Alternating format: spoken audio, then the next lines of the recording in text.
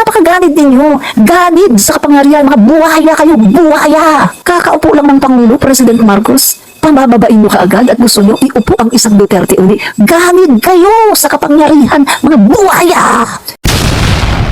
Final na po ito final na si Duterte po ay tatakbo as mayor. Di ba noon, tatakbo daw siya as senator. Sabi nga po yan ni Sara, di ba? Na 3 Duterte daw ang tatakbo no, sa pagka-senador. Tapos mga kababayan, eto, nalaman na lang natin na tatakbo nga siya as mayor ng Davao. So, komentuhan po natin ito mga kaibigan. Bakit bigla po yatang nagbago ang ihip ng hangin na alam naman natin na si Duterte, mga kaibigan, ay tatakbo dapat na senador ng Pilipinas, no? Pero eto, marami siyang mga inaalibay na kesyo hindi na daw niya kakayanin yung mga national campaign. Pero mga guys, eto ang ating nakikita no na dahilan kung bakit po talaga nagbago ang kanyang isip. Kasi mga kaibigan, hi po ma'am, gandang hapon po, ingat po tayong lahat ng mga BBM supporters. Opo, no? Salamat po. And watching from Kuwait, love mo to. Salamat po, no? Sandali. Yan. So, tuloy natin Mamaya ko na kayo babatiin para tuloy-tuloy yung ating discussion. So, ayan na nga mga kabayan, no? Itong si Carlo Nograles, ang kapatid po ni Migs Nograles, ay kakalabanin itong si Rodrigo Duterte, no? As mayor. Guys, alam naman natin, no? Ulitin ko, sabi ko nga, senador dapat siya, pero biglang naging mayor. Bakit gano'n nagbago? Kasi, sa mga surveys, mga kaibigan, lumalabas po na yung 3, no? Kasi 3 yung nilalagay sa survey na senador. Kasi nga, sabi nila, tatakbo daw yung 3. Si Pulong, si Baste, si Duterte, no? Rodrigo. Ngayon, mga guys, lumalabas po sa survey na ang pumapasok lang po ay si Rodrigo o si Digong, no? Yung 2 po niyang anak, si Baste at saka si Pulong ay hindi po pumapasok. Laglag po sila. So ngayon mga kababayan, instead na laglag yung 2 anak niya, pagkatapos iisa lang siya na makakapasok bilang senador ng Pilipinas, pagkatapos may tendency pa na baka kapag di natin alam kasi matanda na siya at sabi nga niya mismo meron na siyang cancer, di ba? Doon sa kanyang statement mga guys, sinabi niya yun na may cancer na siya. So hindi natin alam na baka mamaya naging senador siya tapos sa sobrang stress ng pagiging senador baka mamaya bigla siyang maganon. Nasaan na ang 2 anak niya na Duterte? Walang pwesto. Di ba? So, yan mga kaibigan, dahil sa nagdeklara nga si Carlo Nograles, natakot ngayon si Duterte. Natakot si Digong. Kasi mga kababayan, alam po ni Digong na walang kalaban-laban si Duterte o si Pulong Duterte. Si Baste Duterte ay walang kalaban-laban kay Carlo Duterte. Unang-una sa lahat mga kababayan, pagdating po sa credential, walang kalaban-laban si Baste kay Carlo, no? Nograles, no? Unang-una, pagdating pa lang sa credential pa lang to, wala siyang laban kay Carlo Nograles. Itong si Baste. Guys, alam naman natin ang history ni Baste, di ba? Dating tambay. Sinabihan lang na, oy, mag-mayor ka kasi yung ate mo tatakbo as vice-presidente. Dating tambayan tapos biglang naging mayor ng Davao kasi nga yung kanyang ate ay tatakbo as vice president ng Pilipinas, no? So, alam naman natin na kung bakit si Baste ay nagiging vice mayor, naging mayor, alam naman natin dahil yan sa kanyang pamilya, dahil yan sa kanilang tatay. And even si Sara Duterte, kaya naman naging mayor ng Davao yan ay dahil din sa tatay niya. So sila po mga kaibigan ay nakikinabang sa political capital ng kanilang tatay, si Digong. Wala po silang, hindi po sila self-made, wala po silang yung sariling effort Guys, nandyan lang sila sa katungkulan dahil sa kanilang apelyido, dahil sa tatay nila. Without their father, they are nothing, mga kaibigan, no? So, in short mga guys, walang kalaban-laban si Baste. Sabi nga ng tatay niya sa isang video, dali, tingnan ko kung nandito yung video ha. Ang sabi ng tatay niya, loko-loko daw si Baste. Itong anak kong bunso na loko-loko, na nandun lang palagi sa kay Ellen Adarna. 8 months hindi umuwi. Tapos tinanong daw niya yung anak ni Baste, sinong mahal mo, mama o papa? Ang sabi daw ng anak ni Baste, mama lang. Kasi nga si Baste hindi umuwi, iniiwan ang kanyang pamilya, 8 months nandun lang kay Ellen Adarna. 'Di ba? So sabi po mismo ni Digong, loko-loko daw si Baste. Mga taga Davao, you deserve better. Mga Davaoeños, you deserve better than a loko-loko, than a mayor na loko-loko at isang mayor na iniiwanan ng pamilya para sa babae. At you deserve better para sa 1 milyon, sa isang mayor na sumisinghot ng, alam niyo na kung anong sinisinghot, 'di ba? Oh, you deserve better, mga Davaoenyo. Kaya kung ako sa inyo, ang inyong iboto ay si Carlo Nograles. Magbago na kayo ng mayor, palitan niyo na yung mayor niyo, mga kababayan. So yan nga, dahil sa sobrang takot, nanginginig si Digong, mga kababayan. Sobrang takot, wala po talaga siyang tiwala, mga kababayan, dito kay Baste. Dahil alam po ni Digong na matatalo si Baste. Dahil wala naman pong nagawa si Baste. Mga kababayan, alam niyo ba na yung poverty incident ng Davao ay lumaki nung si Baste ang nakaupo, mga kababayan. Naungusan siya ng ibang mga hindi katulad ng Ilocos Norte, talaga namang halos walang, pag tiningnan mo yung poverty incident, no, by family, halos walang mahirap na pamilya. Ay mas okay pa nga ang Tacloban, mga kaibigan. Bagamat ang Tacloban ay winasak ng bagyong Yolanda noong 2013 pero nakaahon kaagad. Kasi nga maayos ang mga namumuno. Pero ito, Davao City, ang laki-laki ng confidential funds, ang laki-laki ng 51 billion ni Pulong, pero ang laki ng poverty rate. 'Di ba? So doon mo makikita, mga kababayan, na may something, no? At yung dahil ang mayor nila ngayon ay dating tambay at wala namang credential, mga kaibigan, na maganda, wala namang maipagmamalaki na magandang credential, dating tambay nga lang eh. So, ayan ang nangyari ngayon, mga kababayan, 'di ba? Na eto, na mishandled po ang Davao, at eto, madaming mga mahihirap na pamilya. At napag-alaman ko, mga kababayan, maging doon sa mga kaibigan ko na nasa Davao pa rin hanggang ngayon. Kasi kami, wala na kami dyan eh. Wala na kami sa Davao, no? Since nung pinanganak yung kapatid ko dyan, sa Digos, Davao, and then nung medyo lumaki na kami, nag-iba na kami, mga kabayan, Cagayan de Oro, and then later on nag-migrate na kami sa Manila, no? So pero ang mother ko talagang madalas yan Davao, kaya nga galit na galit yan kay Digong eh, kasi kilala niyan si Digong, mga kababayan. At sabi pa nga ng mother ko, si Digong daw, mga kababayan, hindi naman daw ganyan kalaki ang asset niyan. Lumaki lang daw ang asset niyan dahil sa pagnanakaw. Sabi ng mother ko Mother ko nagsabi noon, hindi ako. Yung mother ko na mas matanda pa siya kay Digong, 80 years old lang, pero grabe, lumalakad po mag-isa, naghugas ng mga plato, naglalaba, nagwawalis sa buong namin, winawalisan, napakasipag, napaka-energetic ng mother ko. 80 yan pero si Digong tingnan mo naman, 79, pero uugod-ugod. Kasi nga, ang daming kasalanan. Yan, ang daming kasalanan na ginawa sa bayan. Kaya yan, uugod-ugod.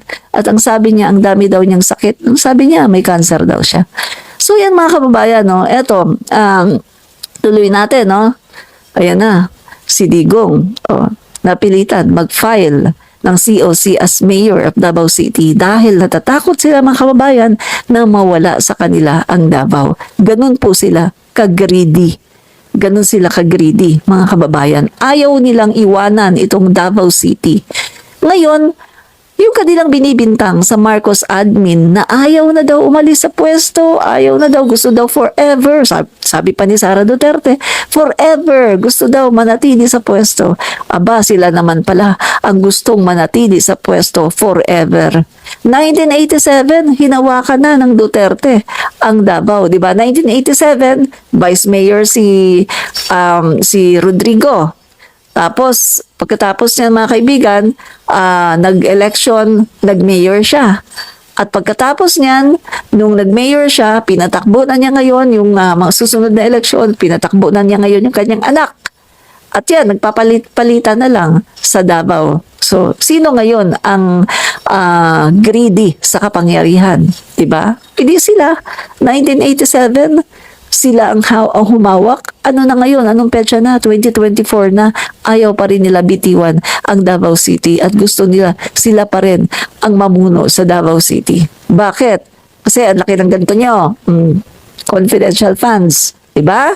O doon nga sa diba, ipinalabas nga ni Congressman Luistro, ipinalabas niya at ipinakita niya kung gaano kalaki ang confidential funds ng Davao City, lalong-lalo na nung si Sara ang nakaupo. 420 million. Cebu Cebu, napakalaki ng Cebu. 7 million lang. Manila, ilan lang? Grabe talagang talagang crocodile family talaga ng Davao, no? So ayun nga mga kaibigan, no? Kaya eto si Mang Kanor, no? Si Digong ay talagang give up na lang ang kanyang pangarap na maging senador at siya na lang mga kaibigan ay tumakbo as mayor ng Davao dahil nga ayaw nilang iwanan ang Davao. At isa pa mga kababayan, kapag ibang mayor na po ang nasa Davao nanalo, ibang mayor na, makakalkal lalo ang kanilang mga ginawang kalokohan dyan sa Davao. Yan ang kanilang iniiwasan. Makakalkal lalo mga kaibigan ang ginawa nilang mga pangungulimbat, pangungurakot at ang mga ginawa nilang mga kabulastugan sa Davao. Kaya mga kaibigan, hindi po nila hahayaan na itong Davao ay maibigay sa iba. Ganyan po sila ka-greedy sa kapangyarihan. Naggagawin nila ang lahat para lang makamkam nila at ang Davao ay kanilang inaari na sa kanila, di ba? Ganun po sila ka-greedy ang mga Duterte na yan, di ba? Kaya eto mga Davaoenyo, you deserve better. Mga Davaoenyo, nakakaawa kayo. You deserve better. Ang mga Duterte, wala yan, no? Palitan nyo na yan. You deserve better mayor. Di ba? Better Congress woman or congressman, no? Ito guys, maglalaban din si Pulong Duterte at Migs Nograles sa bilang congressman or congress person, no? Sa 1st District of Davao City. Mga guys, ito sasabihin ko sa iyo. Ako palagi ako napupunta sa Congress. Nanonood ako ng mga plenary session, nanonood ako doon ng mga hearing. Kaibigan, never kong nakita si Pulong Duterte. At kahit yung mga kaibigan ko na doon mismo sa Congress nagtatrabaho, tinanong ko sila, nakita niyo na ba si Pulong na sumali man lang sa hearing o kaya sa plenary? Never daw nilang nakita si Pulong Duterte. Never. At eto one time, inabangan ko doon sa office niya, no? Kami ng mga kasama ko na vloggers, inabangan namin sa office niya doon sa pintuan, no? Honorable Paulo Duterte. Yan. Tapos may lumabas na guard. Ang sabi ng guard, wala siya diyan. Wala daw doon. Hindi daw pumasok. Guys, araw-araw ganon. Sarado ang office niya. Walang Pulong Duterte na pumapasok. Kita nyo sayang talaga ang pinapasweldo sa kanya ng taong bayan. Di ba sa atin mga kaibigan, bilang isang mga ordinaryong empleyado, kapag hindi tayo pumasok, di ba wala tayong sweldo? Pero ito, Hindi pumapasok halos buong taon. Hindi pumapasok mga guys, pero humahamig ng sweldo, humahamig ng budget ng kanyang distrito. Kaya Davao, you deserve better. Between Migs Nograles and Pulong Duterte ay napakasipag po ni Migs Nograles. Halos lahat ng mga interpellation, lahat ng hearing, halos sa plenary, makikita mo siya dyan at talaga namang nagtatrabaho. Yan ang masipag, mga kababayan. Deserving niya ang sweldo. Deserving niya ang budget na binibigay ng taong bayan. Pero itong si Pulong Duterte, never pumasok. Madalang pa sa ulan ng disyerto. Madalang pa sa ulan na natatanggap ng Sahara Desert. Alam niyo naman ang mga disyerto, hindi yan umuulan. Kung umulan man sa disyerto, once a year, madalang pa sa ulan ng disyerto ang pagpasok ni Pulong Duterte. Baka sa isang taon, baka nga 5 beses lang pumasok yan eh. Katotohanan yan mga kaibigan, hindi yan fake news. Kung gusto nyo, pumunta kayo sa Congress at i-check nyo mismo. Tanungin nyo kung ilan ang ipinasok ni Pulong Duterte. Diba? Tanungin nyo. Ang hirap kasi sa mga DD sheets, no? Ito ang mindset ng mga DD sheets, no? Mga DD sheets na nanonood sa akin ngayon. Ito ang hirap sa mga DD sheets. Kahit alam na nga nila na tama yung sinasabi nung speaker, no? Ako, tama yung sinasabi ko, pero bulag-bulagan. Kasi ang mga DD sheets, they were trained para maging bulag. Tinitrain ang mga DD sheets para tinatanggal ang kanilang mga kaisipan na mga matitino at binablangko yan. Kailangan kung ano lang ang sabihin ng mga Duterte, kung ano lang ang sabihin ng mga puon nila, yun lang ang kanilang tatanggapin na tama. So sa mga DD sheets, kapag nakakita sila ng isang content creator na tama ang sinasabi, mali yan para sa kanila. Pero kapag nagsalita ang kanilang puon, kahit na mali at nagsisinungaling, yan ang tama sa kanila. Yan po ang mindset ng mga DD sheets. Diba? So, anong ibig sabihin nito?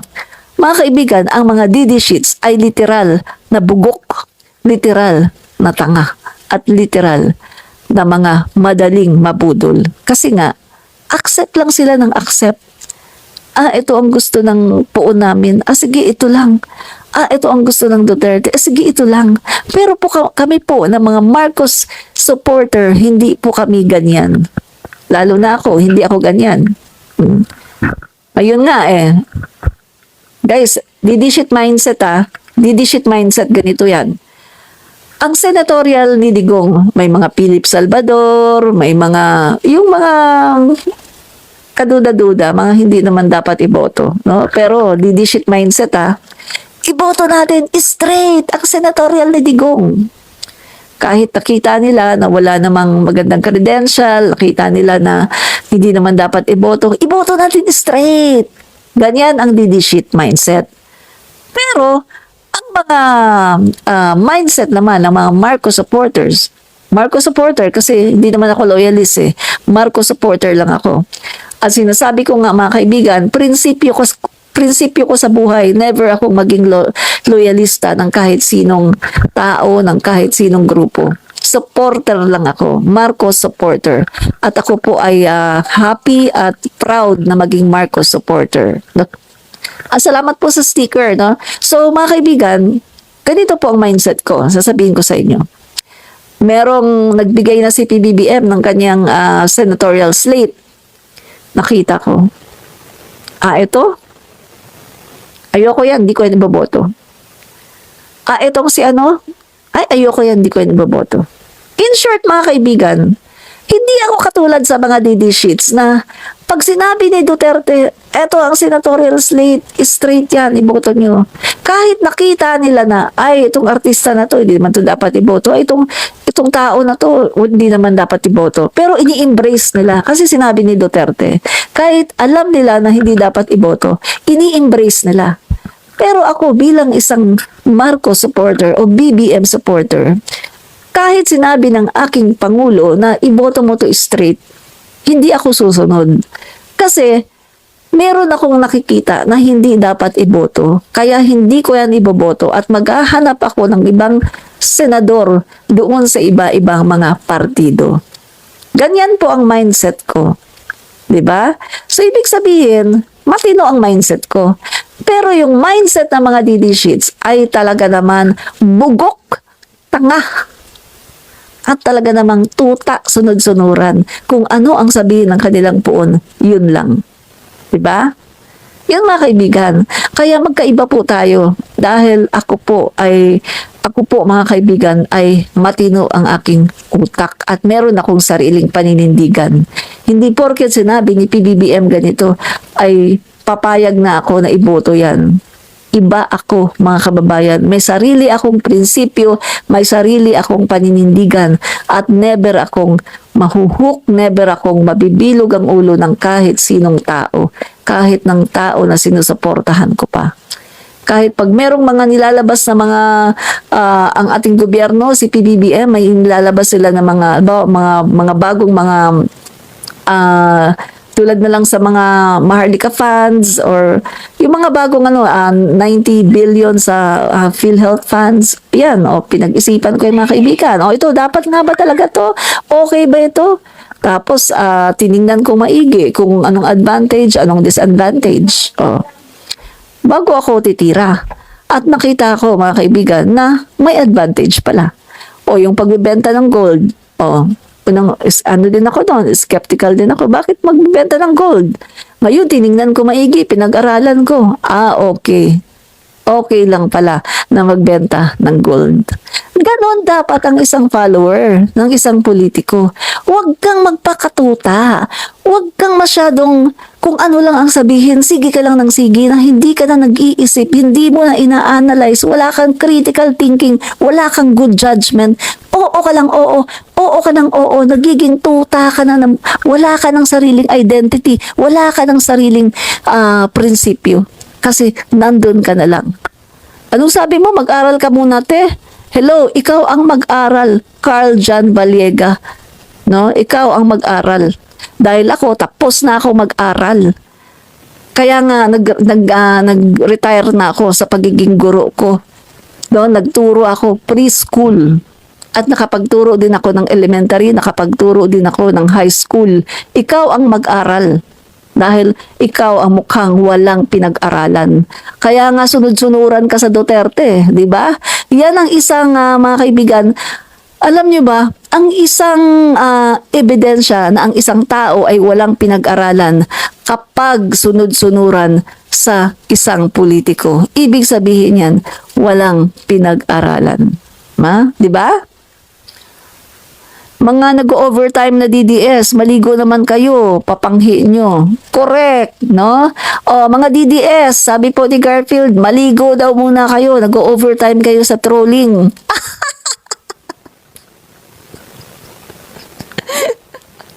Yan, tama yung sinabi mo, 5 to 8, Garfield, yan.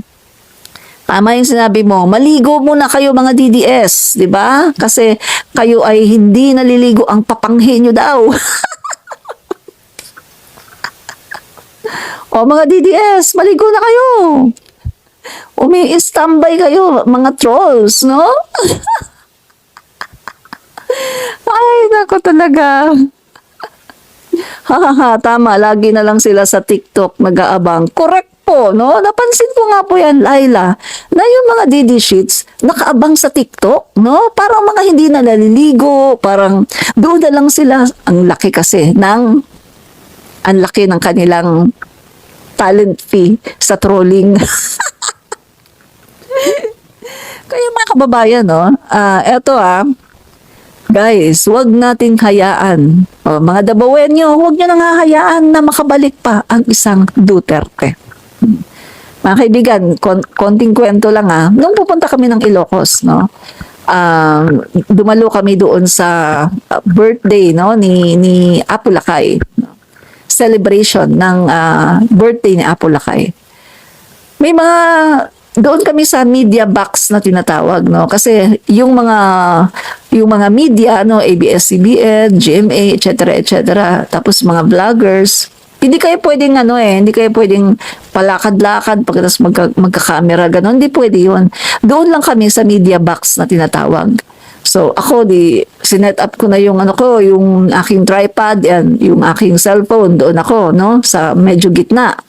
Tapos yung katabi ko mga kaibigan, nag-usap-usap muna kami kasi habang nag-aantay kami, mga kaibigan, taga-Davao po siya. At yun, sa pag-uusap namin, yan, nagkakwentuhan, ayan, so, nagkaalaman na taga-Davao pala siya. So, sabi ko, natira kami dyan, Digos, Davao, taga-Mindanao din kami. So, nagkakwentuhan.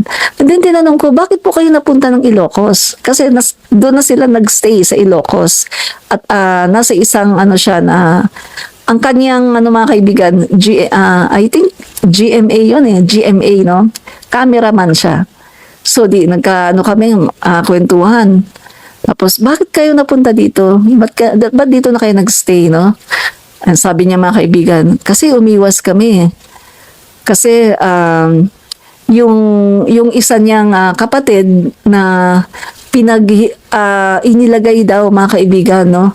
Sa listahan ni Digong. Inilagay sa listahan ni Digong na nagpupulburod. At ang sabi niya, etong kapatid ko na to ay talaga namang napakabait at wala itong bisyo, na hindi nga ito marunong manigarilyo, na hindi nga ito marunong uminom. Pero merong isang nakaalitan, may nakagalit na tao ni Digong. At dahil sa nakagalit yung tao ni Digong, pinag-initan yung kapatid niya at inilagay sa listahan.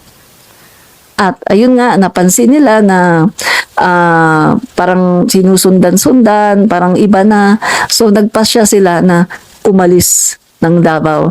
At yun nga, nakarating nga sila sa Manila. Tapos later on, nagsettle sila sa Ilocos. No, dahil nakapangasawa ng Ilocana, and then etc., nagkaroon ng magandang trabaho doon. Yan. So, doon na sila nagsettle.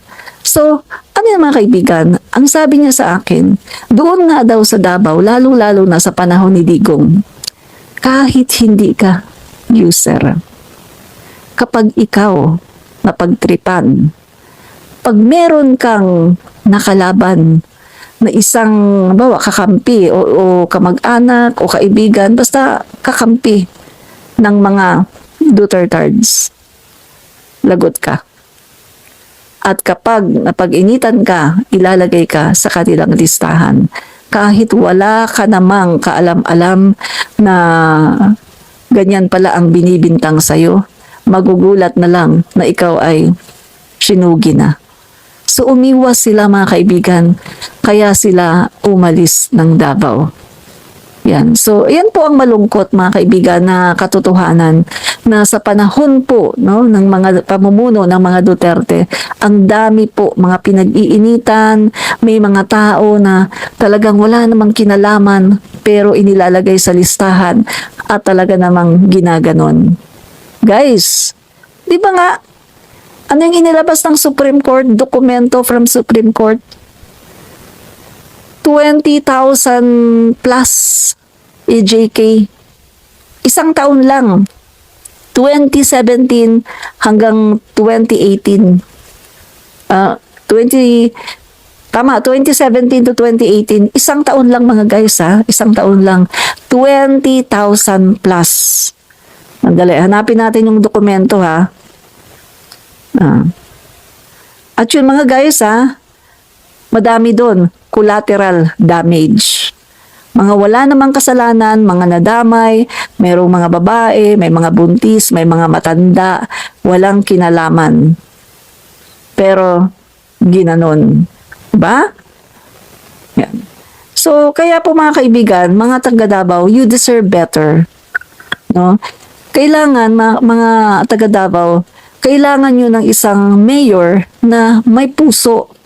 Isang mayor na may political will na magpapakulong sa mga nagpupulburon, magpapakulong sa mga sindikato, magpapakulong sa mga pusher, magpapakulong sa mga kriminal. Kailangan nyo yan. Hindi mamimili. Hindi yung, eto ka-business partner ko. Eto mayaman in chick. Wag natin tong kakantiin kasi ano natin to eh, 'di ba? Pero yung mga maliliit, mga mahihirap, nakatira sa squatter area, mga walang kaya, ayan, Ganonin nyo yan, Kasi wala eh. Kapag ginanon ang isang mahirap, wala. Hindi sila makakasuhan, hindi sila kasi nga walang kaya eh, mahirap eh. Hindi kayang ipagtanggol ang sarili. Pero yung mga mayayaman na mga nagpupulburon, wala, 'di ba? Ano yung mga pinapagganon niya ng mga drug lord, mga kalaban sa negosyo. Pero yung mga sindikato, yung mga drug lord na kanilang kaalyado, kanilang kasama sa negosyo.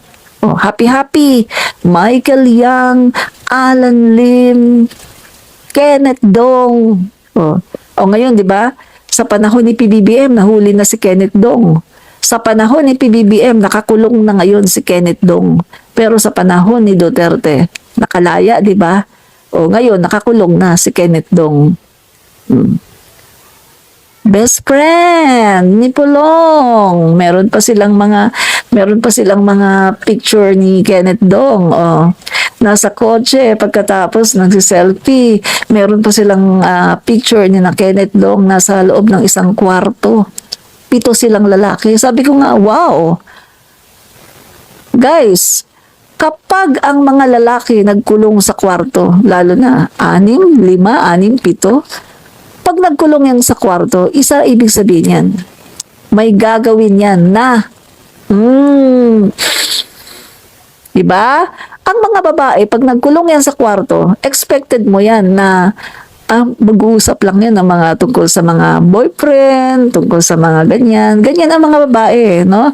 Kapag nagkulong yan sa kwarto kasama yung mga babae na mga barkada, mag-uusap lang yan tungkol sa kanilang mga love life. 'Di ba? Tapos konting kainan, ganyan. Meron din minsan may mga babae din na umiinom, no? Pero mostly magsasama-sama yan sa isang kwarto para mag-usap-usap, magchika-chika. Pero ang lalaki, magsasama yan sa isang kwarto, 5, 6, 7 lalaki sa isang kwarto kasi may gagawing illegal. 'Di ba? Kenneth Dong, best friend. Kaya kayo, mga Dabawenyo, you deserve better. Mamili na kayo, palitan nyo na ang mga Duterte dahil ang mga Duterte ay walang magandang idudulot sa inyo. Niloloko lang kayo eh. Biruin nyo 51 billion Pulong Duterte. 51 billion ang inapruba ni Rodrigo Duterte para sa kanyang anak, Pulong Duterte. Bumabaha ang Davao City na sinabi na etong 51 billion inilagay daw sa flood control. Guys, imagine 51 billion. Napakalaking amount na nawala lang ng parang bula. Guys, hindi naramdaman ng Davao City. Diba meron ngang nagkomento na kung yung 51 billion na yan ay pinagawa man lang ni Pulong na kahit low-cost housing sa mga Dabawenyo na mga squatter, sana wala ng squatter sa Davao. Ang laki ng 51 billion, imagine! Guys, ang sabi nga ng mga kongresista, sa Kongreso, kapag nakakuha ka ng 3 billion, ibig sabihin, para ka ng reyna nun. Para ka ng hari sa 3 billion. Kasi, mga kaibigan, eto palang kongreso ay milyon lang pala ang nakukuha niyan. At pinakamalaki na 1 billion sa isang taon. Pero si Pulong Duterte, 3 years only, 3 taon lang, 51 billion. Imagine! Pagkatapos yung mga DD sheets, ganun pa rin. Yung mga DD sheets, okay lang sa kanila.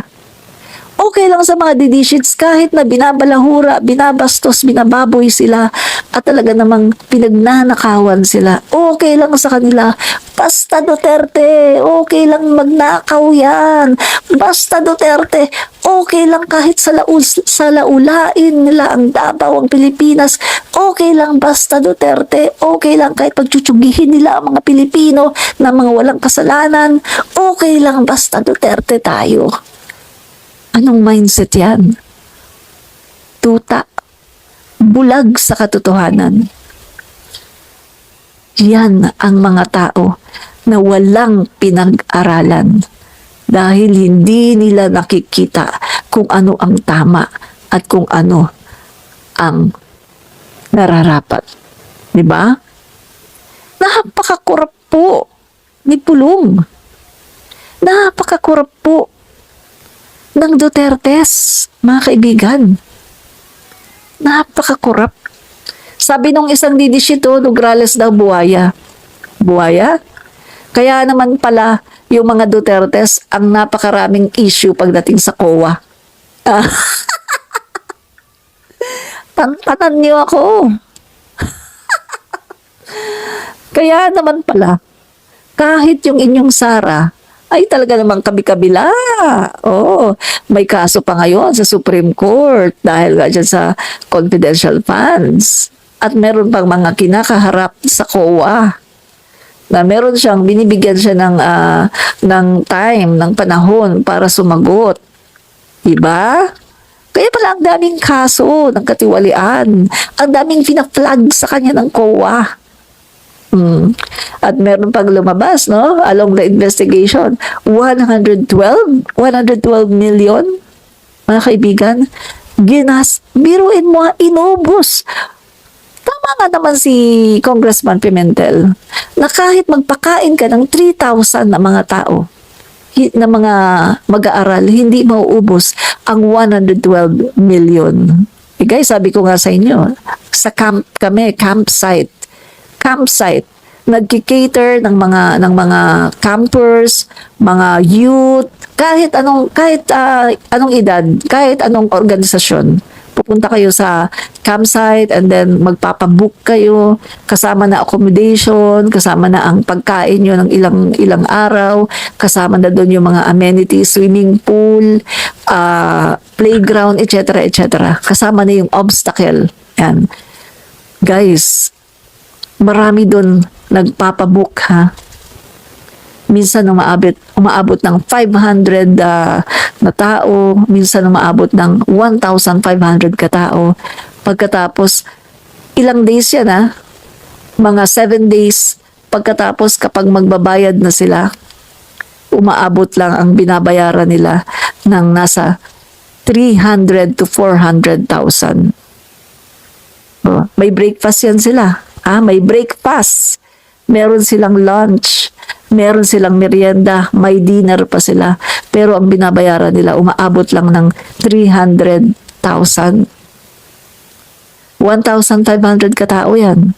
For 7 days. Tapos, etong kay Sara, youth summit, 3,000, almost lang, hindi pa umabot ng 3,000 na kabataan, almost 3,000 lang ng kabataan. Naubos ang 112 million.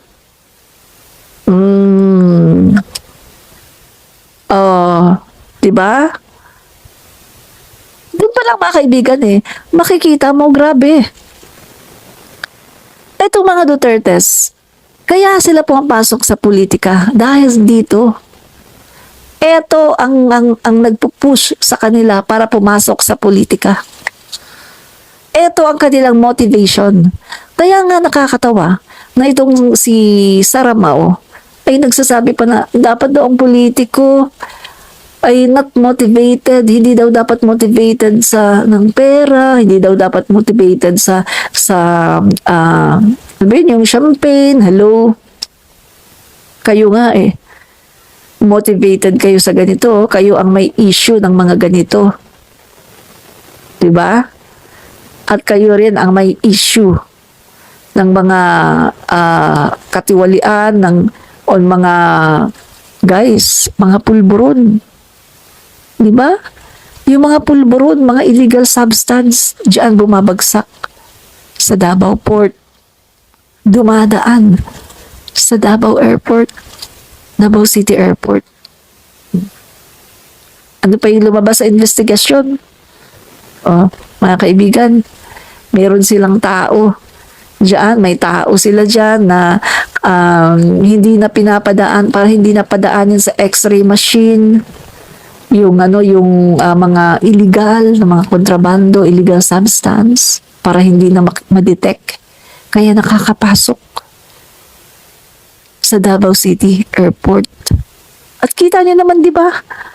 Yung mga kriminal nang galing China, diyan dumadaan, labas-masok sa labas-masok, mga kaibigan, sa Davao City Airport ang mga kriminal galing China. And even, yung manager sa Pogo Hub, di ba?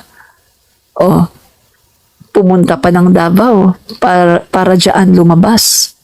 Pwede naman siyang lumabas ng Pilipinas, gamitin niya yung mga airport dito sa Luzon o kahit dito sa Manila.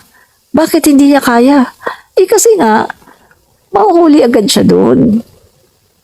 Kaya ginawa niya, pumunta pa sa Davao at doon siya aalis papuntang China. Kaso, Marcos na tayo ngayon. Marcos administration na tayo ngayon. Hindi na pwedeng ganyan. Diba? Nahuli. Ano pa? Remember yung dalawang sangkot sa Parmali?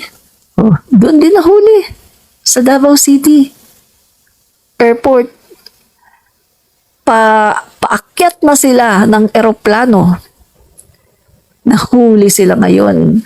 So hindi sila natuloy. Di ba? Ano 'yun? Dalawang magkapatid 'yun, mga kaibigan, nasangkot sa Parmali. Kaya yung sinasabi, tinatanong ni Romnick Sarmenta, bakit yung mga bakit dito sila sa Davao? Bakit dito sila pumapasok? Bakit dito sila lumalabas? Dito sila. Bakit? Siyempre, pupunta ba sila dyan? Then ba sila maglalabas-masok kung alam nila na mahigpit yan sa kanila? Kaso alam nila na maluwag sa kanila ang airport ng Davao City. Kaya doon sila naglalabas-masok. Pero ngayon, hindi na po pwede kasi siyempre si PBBM na ang Pangulo ng Pilipinas. Kaya hindi na sila pwedeng maglabas-masok dito. No? So, nahuhuli na sila, mga kaibigan. Ang dami palang message. Yan, ito, may DD sheet, sabi ng DD sheet, ayusin mo report, madam, para malaki ang bayad. Yan ang mindset ng mga DD sheet, no? Ang pangalan niya, Aimee Fernandez 2. Mindset ng DD sheet yan, mga guys, no? Para bang, ang mga DD sheet, ganito sila lahat ng mga masasama na ginagawa ng Duterte para sa kanila, mabuti. Lahat naman ng kabutihan na nagagawa ng administrasyon para sa kanila, masama lahat. Walang mabuti, lahat masama. Pero ang mga Duterte, lahat ng ginagawa ng mga Duterte, kahit gaano kasama, ay mabuti para sa kanila. Ang sabi naman ng isang leadership, Marcos is a weak leader. Talaga, weak leader? Kaya naman pala, si Kibuloy nyo nakakulong na. Oo. Kasi weak leader, no? Kaya pala nakakulong na si Kibuloy. Sabi naman ng isang troll, solid kami, Duterte kami. Di mag-Duterte ka. Diba? 16% lang naman kayo. 16%. Guys, 16% lang ang Dutertes. Sabi ko nga sa inyo, di ba? Kaya lang naman nagkaroon ng Duterte dahil sa Marcos. Real talk tayo, ha? Real talk. Kaya nagkaroon ng Dutertes dahil sa Marcos. Diba? Yun mga kaibigan. Kasi, kwento ko sa inyo, no? Maikling kwento lang. Ganito yan, mga kaibigan. Etong si Duterte, di ba, mayor siya ng Davao, o tatakbo daw siya, o Pangulo ng Pilipinas. Walang supporter. Walang sumusuporta na governor, walang sumusuporta na mayor, walang sumusuporta na barangay captain. Wala. Sinong sumuporta sa kanya? Si Amy, ang mga Marcos. Ipinakilala ngayon itong si Digong sa mga Marcos loyalists, Marcos supporters. Tapos nung pinakilala na si Digong, panay ang panay ang papugi niya sa mga loyalista, mga Marcos supporters. At sabi niya, kapag ako ay naging presidente, ipapalibing ko si Ferdinand Marcos Sr. Tapos merong mga debate, no? Sinasabi niya sa mga debate, ipapalibing ko si Marcos Sr. Tapos sa mga campaign, pinakamagaling na presidente, Marcos. Kahit bigyan ako ng maraming taon, hindi ko kakayanin nalampasan si Marcos. Palagi niyang sinasabi, inuuto niya ang mga loyalista at ang mga Marcos supporters, inuuto niya. Tapos, binibuild up niya si President Marcos. Yung kanyang biyayang dagat, ay napakaganda. Talagang ang ganda ng ani natin, ganyan-ganyan. Yung kanyang masagana 99, ay talaga self-sufficient tayo sa rice, etc. etc. Ang mga loyalista naman at Marcos supporters nauto. Nauto naman. Nauto naman ngayon ang mga Marcos loyalists at Marcos supporters. Nauto sila, mga guys. At yun nga, dahil palaging sinasabi nitong si Digong tungkol kay Apolacay, palagi niyang nililift up, palagi niyang pinupuri, sinasabi niya ipapalibing kapag siya nanalo, so nakuha niya ngayon ang puso ng mga loyalista at Marcos supporters. Kaya siya nanalo. Ang boto ni Digong mostly Marcos loyalists and Marcos supporters. Kaunti lang ang boto ng taga Mindanao. Diba? Mostly, mga kaibigan, sa Mindanao, marami din namang Marcos loyalists at Marcos supporters eh. Alam ko yan dahil taga Mindanao ako eh. Alam ko yan. Marami sa Mindanao, solid Marcos talaga. Taga Mindanao ako, kaya alam ko yan. Maliit pa lang ako noon. Wala pang martial law. Pag lumalabas kami ng bahay noon, ang daming mga Hapon, mga nakasuot ng yung helmet na pang engineer, ang daming Hapon. Anong ginagawa ng mga Hapon? Kasi si President Marcos Sr. nagpapagawa ng mga tulay, nagpapagawa lagi ng mga kalsada. Kaya ang daming Hapon doon, mga Hapon, Japanese ang nagko-construct ng mga tulay, ng mga naggagawa ng mga kalsada. Ang daming Hapon. Ang sabi pa ng mother namin noon, kasi bata pa kami, uy, kapag may lumapit sa inyong Hapon, takbo kayo kasi gaganunin kayo noon, gigilitin liig niyo pagkatapos ilalagay yung inyong yung blood ilalagay sa tulay, pampatibay. Yan yung sinasabi ng mother namin noon. Kaya pag may dumadating na Hapon, takbuhan kami mga bata. Kasi ang daming pinapagawa ni Apolacay ng mga bridges, ng mga kalsada. Si Apolacay talaga ang naging dahilan kung bakit maunlad ang Mindanao. Pati yung mga pinag-aaralan dyan ng mga state universities, Mindanao State University sa iba-ibang lugar, Apolacay din yan. Pati nga yung college, College of Fisheries doon mismo sa namin, sa lugar namin, Apolacay. Halos lahat ng mga state universities sa Mindanao, Apolacay yan. Alam ko yan, taga Mindanao ako eh. Wala pang martial law.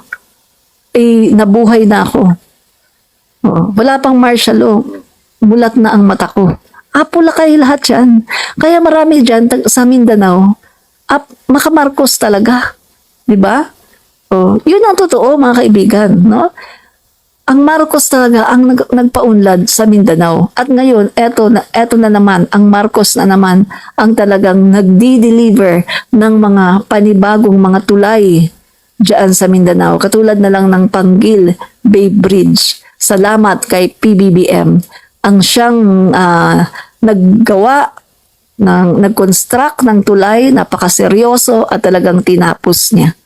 No? Kasi si Duterte wala namang malaking ambag si Duterte sa Panggil Bay Bridge. 5% lang. Sabi ko nga sa vlog ko, di ba mga kaibigan, sabi ko nga sa vlog ko, yung Panguil Bay Bridge, nag-start siya, ang feasibility studies, 1998, no? Between Ramos and ERAP, no? Papalitan yan kasi election yan eh, no? So ngayon mga kaibigan, pagdating po, feasibility studies yun 1998. Pagdating ngayon kay Duterte, 2018, sabi ni Duterte, o yan, inano niya, yung kinuha niya yung project. Kasi ano na eh, okay na lahat eh. Wala nang aasikasuhin si Duterte. Kasi by 2016, February 2016, nagpirma na ang Korean Bank at saka Pinoy Administration para sa loan agreement, no? Na 4.8 billion, no? Pinoy administration. Yan, nakalatag na lahat. So pagdating ni Duterte, ang tanging gagawin na lang ni Duterte ay i-construct ang tulay, no? Nakalatag na feasibility studies, andyan na ang pondo, okay na lahat. Ngayon, mga kaibigan, ang ginawa ni Duterte, 2018, nag-groundbreaking si Duterte, Panguil Bay Bridge, nag-groundbreaking si Duterte 2018. Ngayon mga kababayan, hanggang groundbreaking lang siya. Wala na siyang ginawa. 2018, groundbreaking. Gabi pa gabi. Gabi pa mga kababayan. Kita mo guys, makikita mo talagang tamad. Groundbreaking, gabi ginawa. Si PBBM, tingnan mo yung mga groundbreaking ni PBBM, umaga. So makikita mo si Duterte, tamad talaga, no? So ayan na nga mga kabayan, no? 2018, nag-groundbreaking si Duterte sa Panguil Bay Bridge. After ng 2018, itinenga. As in, wala. Groundbreaking lang talaga 2018, wala na, itinenga na niya. Ngayon mga kaibigan, itinuloy niya ngayon, no? First construction ng Panguil Bay Bridge 2020. Guys, on record to on record. Makikita nyo ito sa mga record, research lang kayo para hindi kayo maging tanga katulad ng mga DD sheets na walang alam, no? So by 2020, sinimulan na ang construction ng bridge. Ngayon mga kaibigan, daming alibay. Siguro gustong yung funds gamitin sa iba sa ibang ang daming alibay. Itinigil. Biruin mo nag-start siya ng construction ng tulay 2020. Pagkatapos hindi pa niya tinuloy-tuloy. Patigil-tigil. At ang sinasabi, pandemic. So ginagawang issue ang pandemic, no? Pagkatapos niya mga kaibigan, no? Pagdating ng 2022, June 2, 2022, malapit na siyang bumaba sa pwesto, ginawa na naman. Guys, June 2, 2022, ginawa ulit ni Duterte ang tulay. Samantalang July 1, si PBBM ng presidente. Bakit ginawa yun ni Duterte? Kasi purposely, gusto ni Duterte na ang maalala ng tao ay ginawa ni Duterte yan. O, di ba? Propaganda! Kita niyo naman 'di ba yung Lanao del Norte government, no, yung governor mismo ng Lanao del Norte nag-post ng video live, no? Nag-post siya ng video mga kaibigan na kung saan pumunta sila sa Panguil Bay Bridge, in-inspection nila at andun mga kasama niya, ang dami nila, nakasuot sila ng helmet, no, na pang-engineer. Makikita nyo ang Panguil Bay Bridge, walang itsura. Puro lang dagat. May mga ilang poste na naka-install doon sa dagat. Walang itsura. Hindi mo nga malalaman na bridge pala yun natulay pala yung pinapagawa kasi walang itsura. Ganon po iniwan ni Duterte ang tulay. Walang itsura. June 2 yan June 2, 2022. Pagka July 1, si PBBM na ngayon ang nakaupo. At ngayon mga kaibigan, ang problema ng PBBM, walang budget. Ang sabi mga kaibigan ng Marcos admin, pag-upo ng Marcos admin, walang ka-budget. Kahit piso, hindi man lang nag-iwan ang kurakot na Duterte. Walang iniwan, walang budget. Guys, mabuti pa nga si Pinoy. At least nag-iwan ng nag-iwan si Pinoy at least ng pera. 1 billion ba yun? O 1 trillion? 1 billion yata. Pero si Duterte, simot! So, ang naging problema ngayon ni PBBM, paano itutuloy ang bridge, ang Panguil Bay Bridge? Walang pondo. Simot! Grabe ang korupsyon ni Digong. To guys bakit niya masisimot yun? Bakit niya sinimot ang pondo ng Panguil Bay Bridge? Samantalang, ang laki ng utang niya. Guys, 7.2 trillion ang iniwan na utang ni Duterte. Nagbenta pa siya ng gold.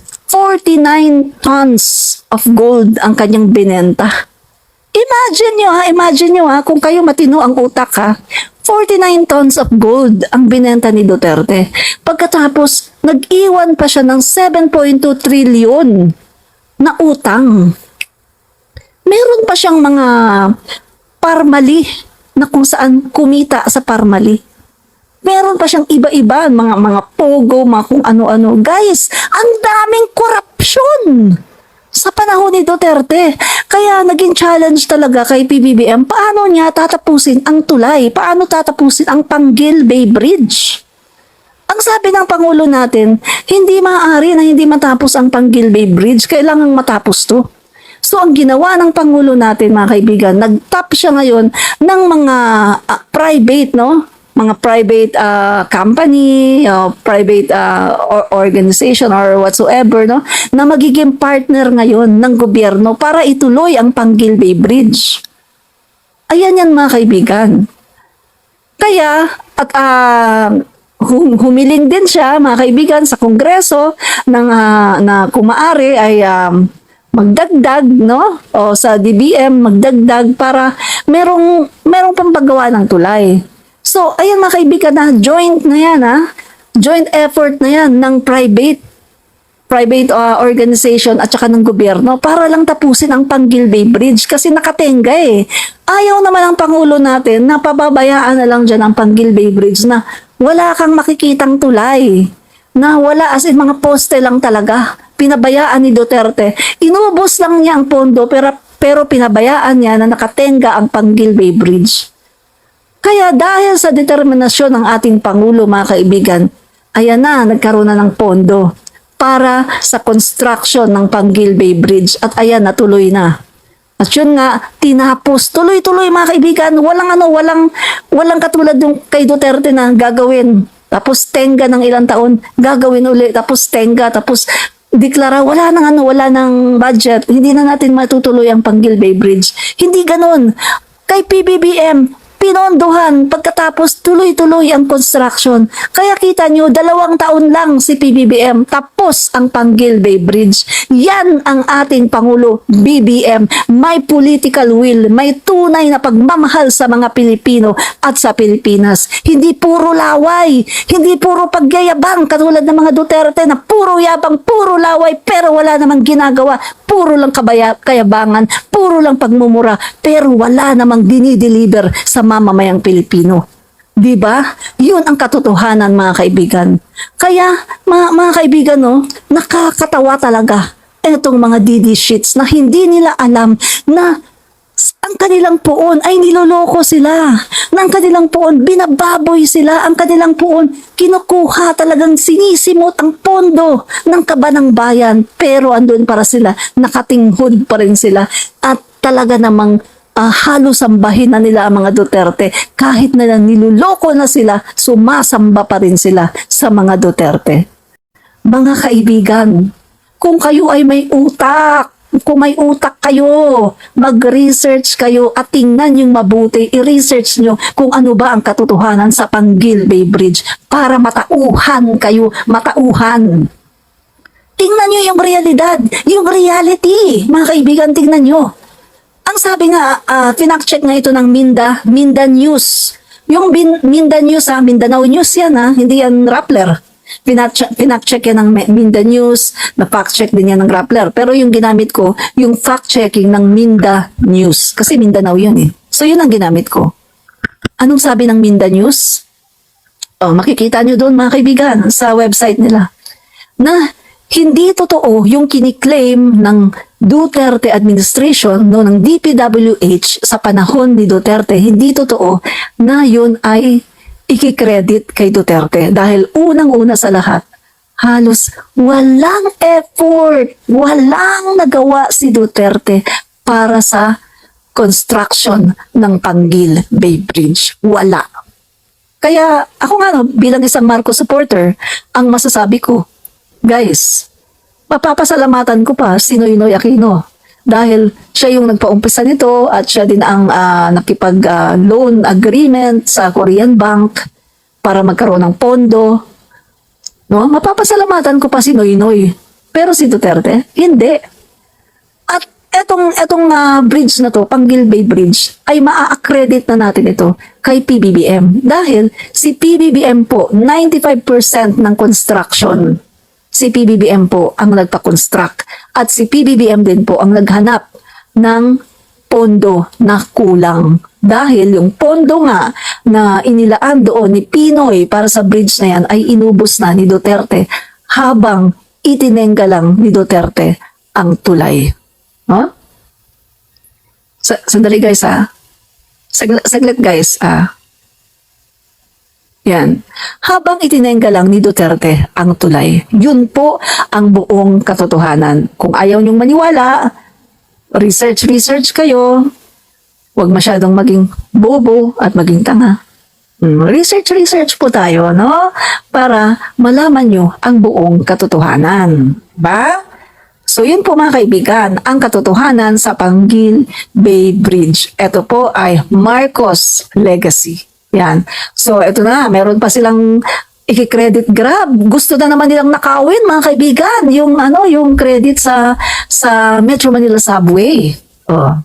So napahiya sila kasi ang Japan mismo ang nagsabi. Ang Japan mismo ang nagsabi mga kaibigan na ang Metro Manila Subway ay pinlano na sa panahon pa lang ni President Marcos Sr. Di ba? At mga kaibigan, ang nagawa lang ni Duterte ay isang lang, yung naghulog lang siya ng isang, ano ba tawag doon, boring machine ba yun? Yun lang, pagkatapos wala na. Oh, ginawa niya yun nung papaalis na rin siya. Strategy ni Duterte mga kaibigan na pagpapaalis na siya, lahat ng mga proyekto, pakikialaman niya, mag-groundbreaking siya, magaganto siya para sabihin na kanya yun. Strategy, di ba? Ang galing talaga mambudol. Ganyan po ang ginawa ni Duterte sa halos lahat ng mga proyekto na ginagawa ngayon ni PBBM, no? Yung mga proyekto na dapat sana ay ginawa at tinapos ni Duterte, mga kaibigan, ang ginawa po ni Duterte nung malapit na siyang umalis, saka po siya nag-groundbreaking. Hanggang groundbreaking lang. Hanggang baba lang ng isang poste, tapos wala na. Pagkatapos gusto ng mga didishit kikredit na agad sa poon nila kay Duterte. O di ba? Napakabugok, di ba? Ganyan po kasi ang mga Duterte, mga kababayan, no? Strategy po niya yan para magamkam, para sabihin na, ito, proyekto ko to, ako ang nag-groundbreaking yan, no? Ganyan po ang strategy. Black propaganda ng mga DD sheets ni Duterte. Ganyan po siya, mag-black propaganda. Diba? Yan. So, sabi nung isa,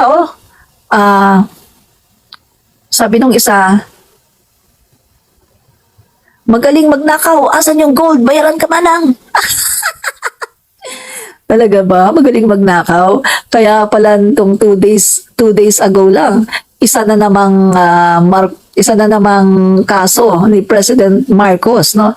273 million ba yun na ibinasura na naman ng Sandigang Bayan dahil sa walang katibayan. Yan natin basahin natin yun So mga kaibigan, kaunti na lang po, kaunting-kaunti na lang ang natitirang kaso, no? Lahat talaga ay nababasura. Ayan basahin ko Sandigan Bayan dismisses 276 million ill-gotten wealth case versus Marcoses. Yan. So yan yung mga kaibigan, no? Another na naman, binasura na naman. 1987 ito, kaso ng mga Marcos. Binasura na naman. Kasi nga mga kababayan, no? Wala naman talagang ninakaw ang Marcos family. Unang-una sa lahat, mayaman talaga sila. Kaya nga ang tatay ni President Marcos, no? Ang tawag sa kanya, Don Mariano. No? Ang nanay naman niya, Doña Josefa. Kasi mayaman talaga sila. Diba? At si President Marcos, mga kababayan, ay talagang mayaman na rin kasi mautak. Dahil nung siya ay abogado, kapag siya ay tumatanggap ng kliyente, mga kaibigan, nagiging kliyente niya. Di ba, kwento nga ni First Lady, ang mga kliyente noon ni FM, no, ni Ferdinand Marcos Sr. ay yung sa mga mining. At ang binabayad sa kanya ay gold. Di ba? Yun yung mga kaibigan. Pero ang Duterte nyo, uy, marinig ako ng nanay ko, sabi ng nanay ko, Duterte? Hindi naman mayaman yan. Yumaman lang yan sa pagnanakaw. Sabi ng mother ko, ano, ha? Yung mother ko talagang sa Davao talaga yan, madalas talaga yan, lalo na nung dalaga pa. Ba? Yung mga kaibigan, yumaman lang daw yung mga yan sa pagnanakaw. Kaya pala ayaw magpakita ng salin. Kaya pala bawal ipakita ang salin ni Duterte. At ito pang isang pambubudol ni Duterte. Di ba madalas pinapakita yung bahay niya na ang pintura green na simpleng-simple. Yun lang ang pinapakita niya mga kaibigan. Pero ang dami niyang mga bahay sa iba-ibang lugar dito sa Pilipinas. Ang dami niyang property. At ang dami din niyang bank accounts na talaga namang limpak-limpak ang pera. Meron pa silang bank accounts, joint accounts ni Sarah. Diba? Ganyan kayo mga didishits, binubudol lang kayo. Niloloko lang kayo at binubudol lang kayo ni Duterte. Wala kayong alam. Diba? Tapos magtataka ka. Yung kanyang common law wife, biglang nakapagpatayo ng hotel. Sa bagay, inamin naman ni Duterte na nagnakaw siya. Diba? Sabi niya sa isang video, hindi ako nagmamalinis. Marami rin akong nanakaw. Kaya lang ubos na. Pero hindi ako naniniwala na ubos na ang ninakaw niya. Sinabi lang niya na ubos na ang ninakaw niya dahil ayaw niya na may maghanap at ayaw niya na sabihin na, nasaan yung ano, di ba? So sinabi niya na marami siyang ninakaw pero ubos na daw. Di ba? Yung mga kaibigan, no? Ginawa man niyang biro, no, nang sinabi niya na marami din akong nanakaw pero ubos na. Pero yung biro niya, alam naman natin na may katotohanan. Diba? Katotohanan yan, mga kaibigan. Tigawa ang maot. Ikaw ang maot. Tanawa imong dagway, bidya kaayo dong, ang imong dagway dong. Agud dili ka makaatubang dong sa tao kay bidya kaayo ang imong naong. Diba? Ay ko ilara dong. Mindanao ini dong, Mindanao, batang Mindanao ini dong. Ay ko ilara. No? Di mi gusto sa Duterte. Marcos me, solid. Marcos from Mindanao. Di mi gusto sa Duterte dong. Ay ko ilara dong, ha? Yan. Yan, BBM lang sa kalam. True, BBM lang sa kalam, no? Kaya mga taga Davao, you deserve better. Deserving nyo ang magkaroon ng mabubuting leader. Ngayon mga guys, nagbabanta na naman si Duterte na pagtsutsuggihin daw niya, no, yung mga nagpupulburon.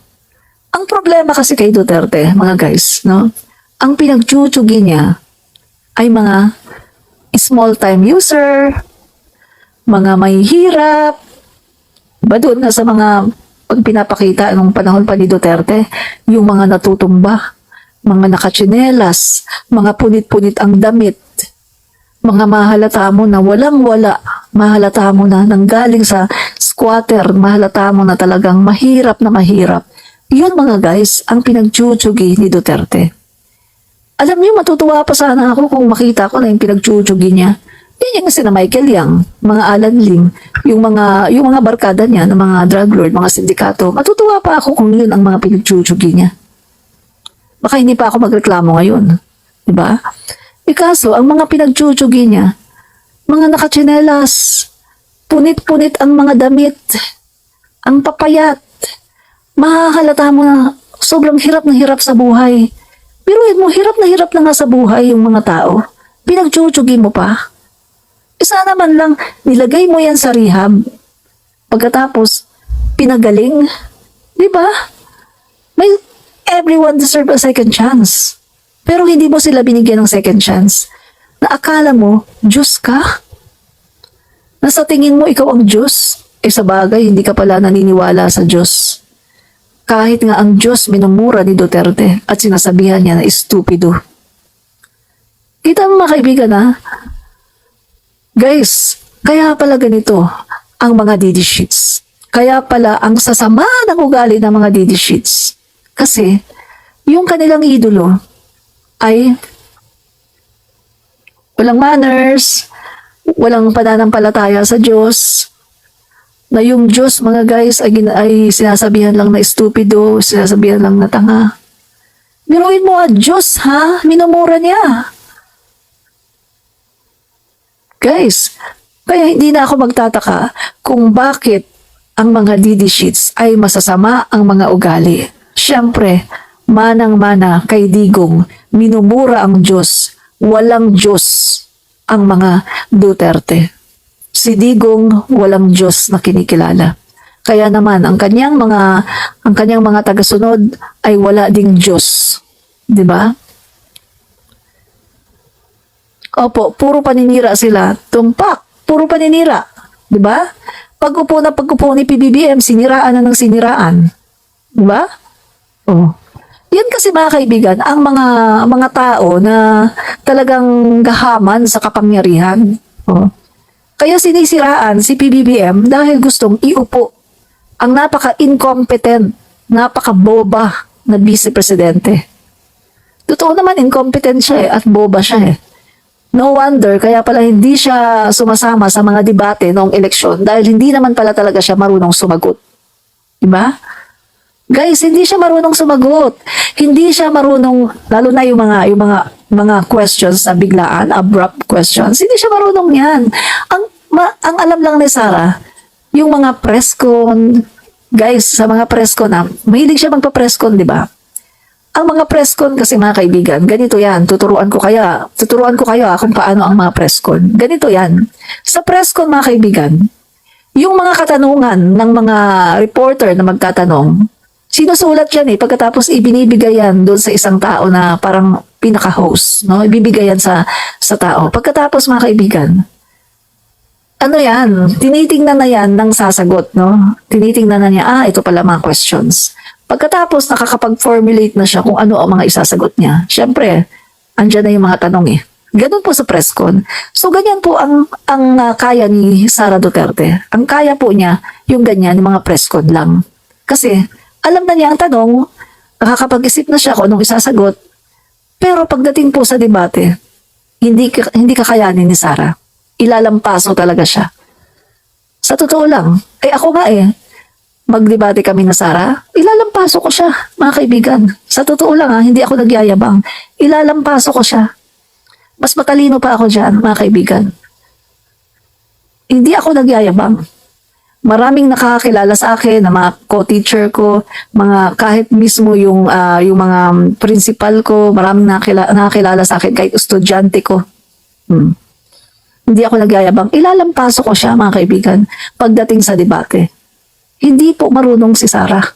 Kaya nga, nag-a-ambisyon siya na maging Pangulo ng Pilipinas, samantalang palagi siyang no comment sa mga issue na mga dapat niyang sagutin, mga national issues na dapat niyang sagutin, puro siya no comment.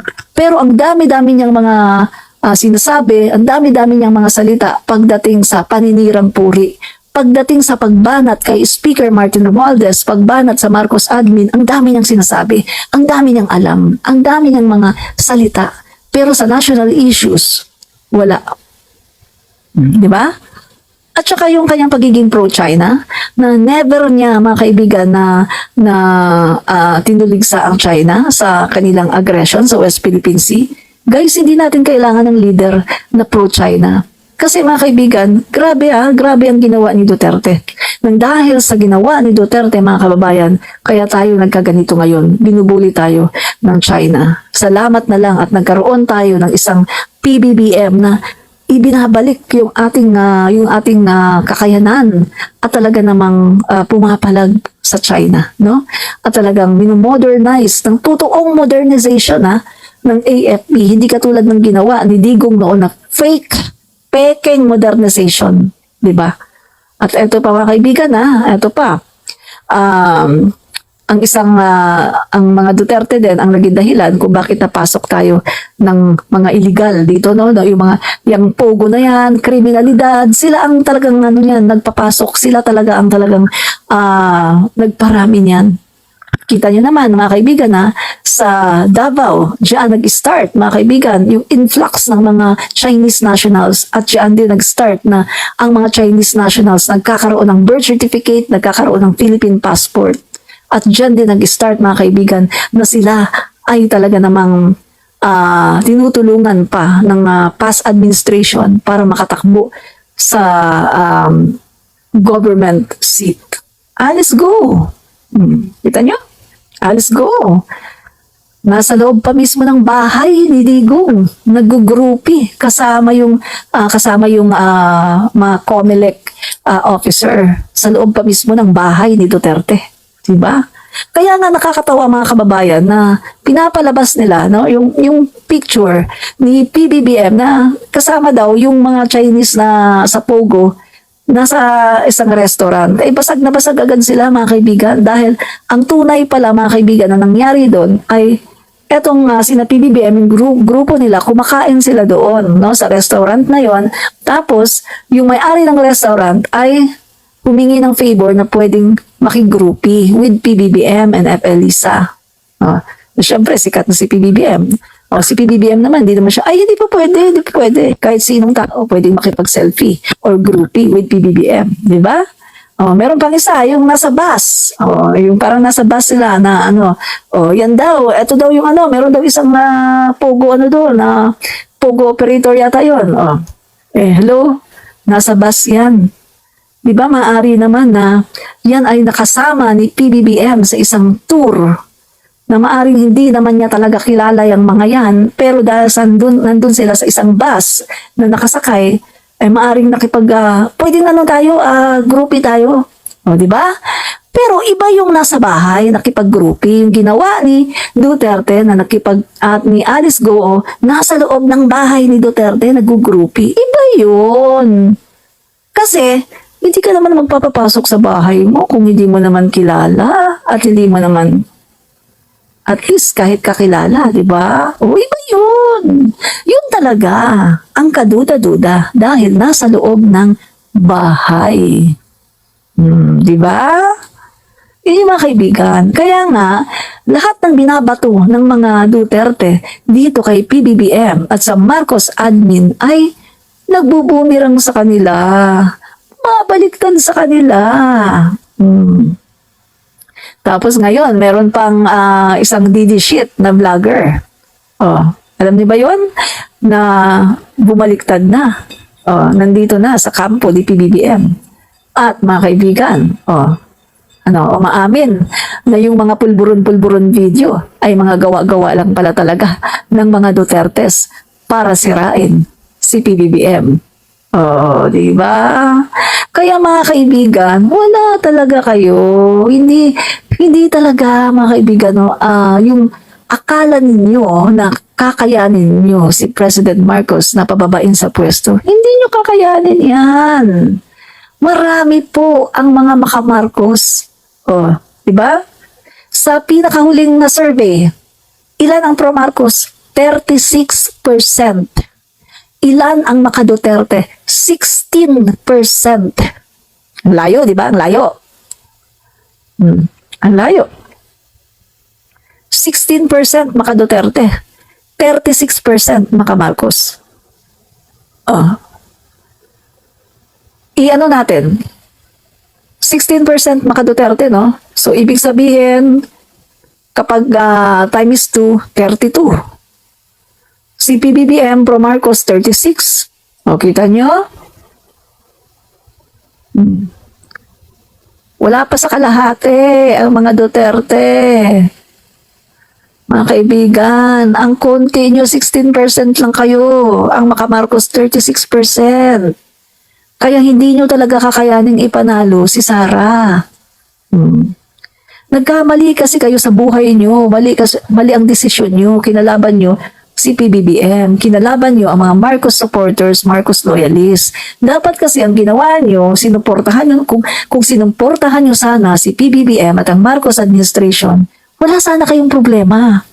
Kasi kami, ano na yung utak namin na by 2028, ang susuportahan namin at ang ikakampanya namin ay si Sara Duterte. Yun ang nakaset sa utak namin. Kaso ginawa nyo, pag upo pa lang ni PBBM, tinira nyo na ng tinira, pinapatalsik nyo na. Hindi kayo makaantay ng 6 na taon. 6 years is 6 years only. Maikli lang ang 6 years, pero hindi nyo maantay sa sobrang greedy, sa sobrang gahaman ninyo sa kapangyarihan at sa kwarta.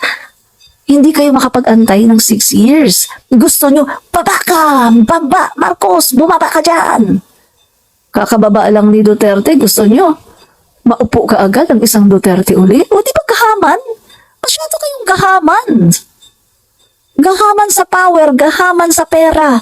Kaya naman yung mga mukha nyo ay nananaba na sa sobrang pagkagahaman. Di ba? Tingnan niyo yung itsura ni Duterte, yung matanda. Parang buto na lang yung, kaya siya nakakatayo dahil sa buto. Parang buto na lang ang nakaano sa kanya. Wala nang laman. Parang buto na lang. Di ba? Kasi napakaganid ninyo. Ganid sa kapangyarihan. Mga buhaya kayo. Buhaya.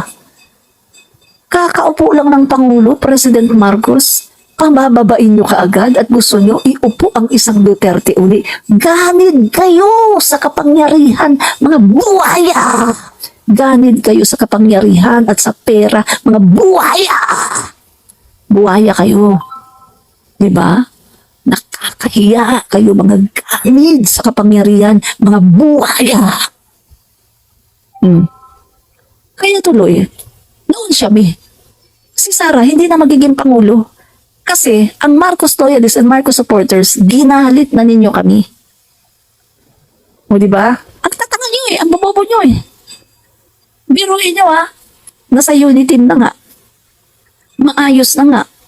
Kami, nakaset na yung aming utak na si Sara ang iboboto namin, si Sara ang susuportahan namin, si Sara ang ikakampanya namin sa 2028, si Sara ang ipagbabardagulan namin sa mga dilawan sa 2028.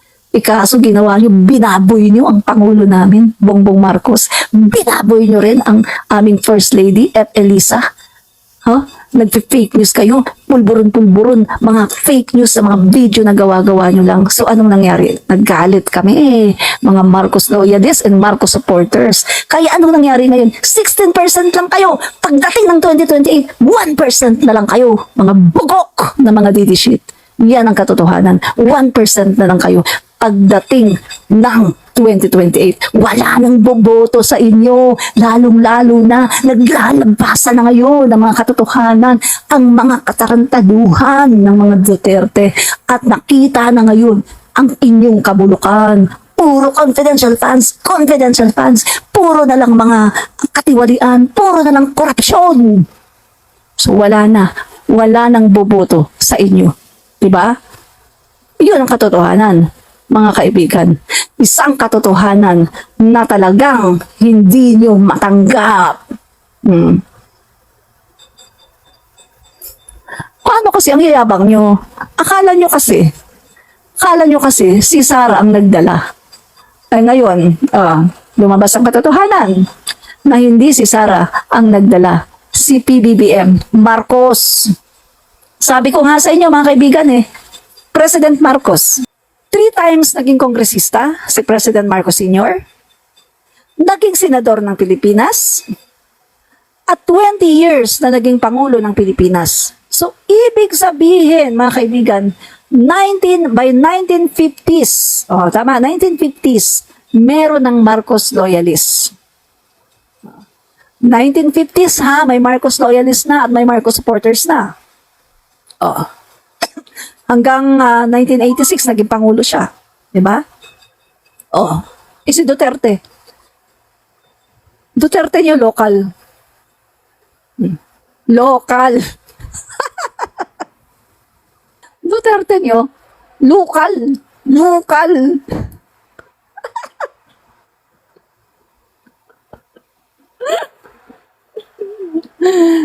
Ulitin ko ha. Ang Duterte nyo, local. Local. Local election.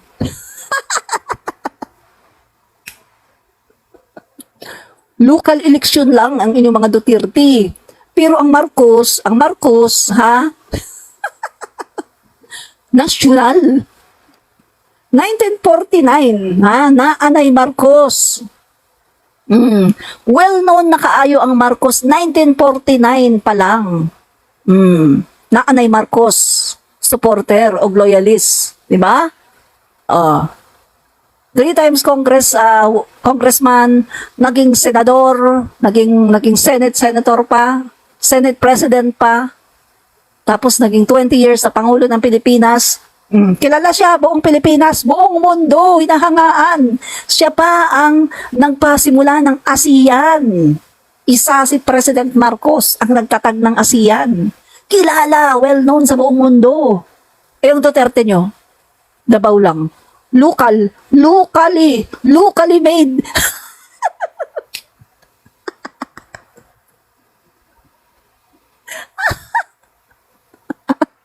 Iyakan na. Iyakan na naman ng mga decision. Locally made. Yung mga Duterte niya, locally made lang ang mga Duterte niyo. Locally made. Yung Sara nyo. Ano nangyari sa Sara nyo? Kung hindi dahil sa tatay, hindi magiging mayor. Kung hindi dahil sa tatay, hindi magiging mayor yan. Tapos, kick out. Kaya lumipat ng school.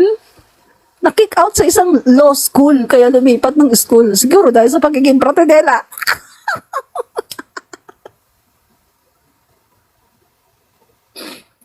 Na-kick out dahil sa pagiging pratedela. tapos nanununtok pa. Sa dami ba naman ng problema ng Guys, sa dami ng problema ng Pangulo ng Pilipinas kapag naging Pangulo yan. Aba, siguro everyday may sinusuntok. Tapos, wala pang isang taon, napa-impeach na.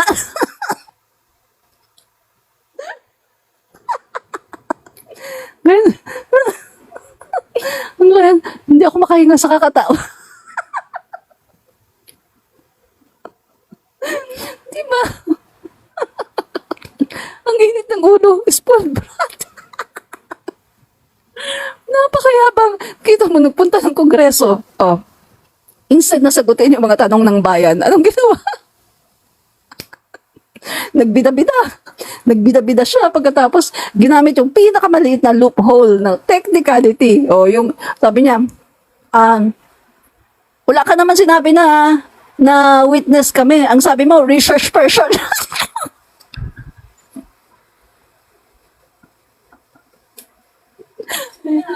Ayoko na mga guys.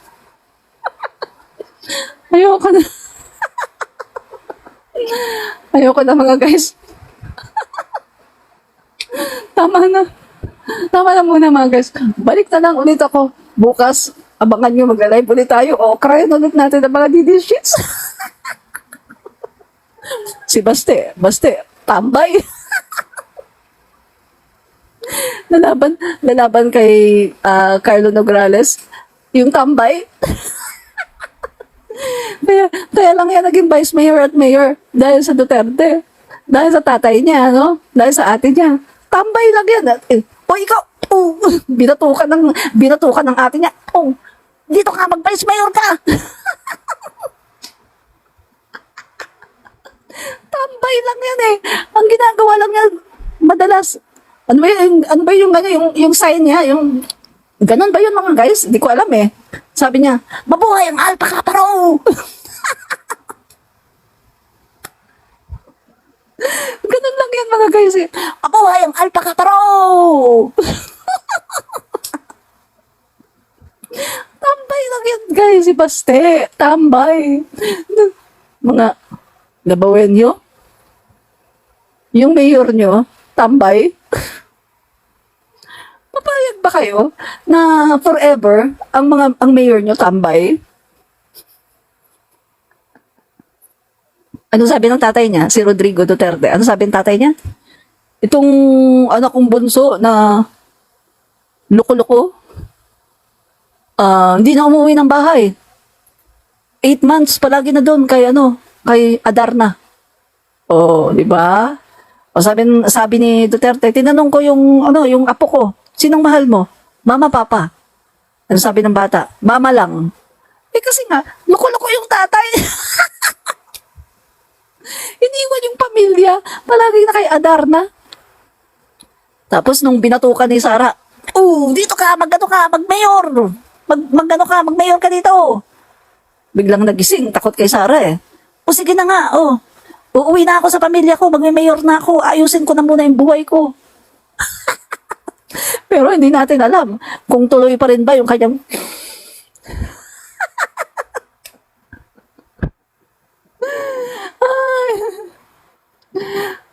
Opo, Neda Calyaga, basta kami Duterte. Opo, no problem, no? Mag-Duterte lang kayo dyan. Para naman kahit papano, ay meron pa rin mga bugok na mga Pilipino na susuporta sa mga Duterte, no? Kasi, sa totoo lang kung niloloko na kayo ng mayor nyo, ng mga Duterte, kung pinagnanakawan na kayo sa 51 billion na hindi nyo nakita kung nasaan nilagay, tapos maka-Duterte pa rin kayo. Kayo ay isang bugok na, tanga pa, bulag na, lahat na sa inyo, may sayad. Tama yung sinabi ng isa dito, Leia Sim Set Nav Rec. Mga didilis, mga may sayad. Tama ka, tama. Ronnie o Dinada, made in China, mga tutae. Correct. Tama yung sinabi nyo, no? Ako, iyak dito yung... Ay, nako, yung mga didishit, iyakan sila mga kaibigan, siguro. Dapat na siguro ako. Sabi naman ni Primo, mga didilis, may mga saltik. Correct. Ronnie o Dinada, sumusunod sila sa amo nilang China. Tama ka. Nagpapagawa ba naman basketball court si Baste? Pangkanto lang, Eileen na 07. Kasi nga Eileen, si Baste ay dating tambay sa kanto. Guys, alis na nga ako. Baka mamaya magsitirik ang mga mata ng mga didilis pagka-high blood. Baka maraming ma-stroke. Bye. Admin Rich po. Bukas po ulit. Bye.